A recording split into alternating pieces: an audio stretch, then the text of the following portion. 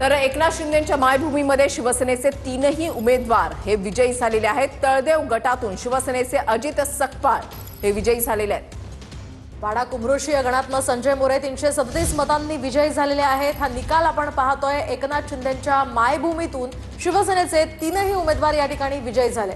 तळदेव गटातून शिवसेनेचे अजित सकपाळ यांचा विजय झालेला आहे। वाडा कुंभृषी गणातून संजय मोरे 337 मतांनी विजयी झालेले आहेत। या ठिकाणी हा जल्लोष शिवसेनेच्या कार्यकर्त्यांकडून केला जातोय। बॉस असं हे छायाचित्र एकनाथ शिंदेचं यांचं घेऊन हे सगळे कार्यकर्ते जल्लोष करताना पाहायला मिळत आहेत। वाडा कुंभृषी गणातून संजय मोरे 337 मतांनी या ठिकाणी विजयी झालेले आहेत। तर तळदेव गणातून शिवसेनेचे संजय शेलार 2010 मतांनी विजयी झालेले आहेत। एकनाथ शिंदे यांच्या मायभूमीमध्ये शिवसेनेचे तीनही उमेदवार हे विजयी झालेले आहेत आणि शिवसैनिकांचा हा जल्लोष आपण पाहताय। गुलालाची उधळण केली जाते, डीजेच्या तालावर ठेका धरलेला आहे आणि बॉस अशाचं हे फ्लेक्स हातामध्ये घेत, बॅनर हातामध्ये घेत विजयोत्सव साजरा केला जातोय।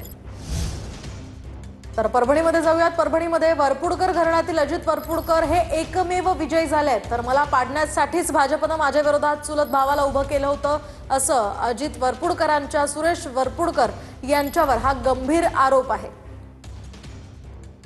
या विजयामागचं श्रेय कोणाला द्याल, काय सांगा?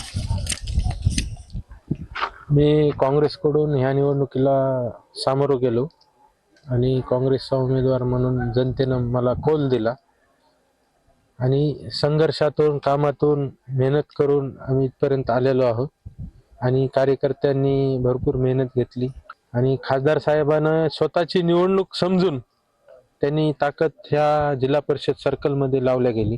तुमच्या विरोधात भाजपनं सुद्धा उमेदवार दिला होता। त्यांनी उभा टाकली होते की बा मला समजा भाजपकडून ते राहिले, त्यांचे ते जरी कुटुंबातले असले ते भाजपकडून उभे होते आणि त्यांना मला निवडून यायचं होतं, येऊ द्यायचं नसेल म्हणून कदाचित ते उभे टाकले असतात।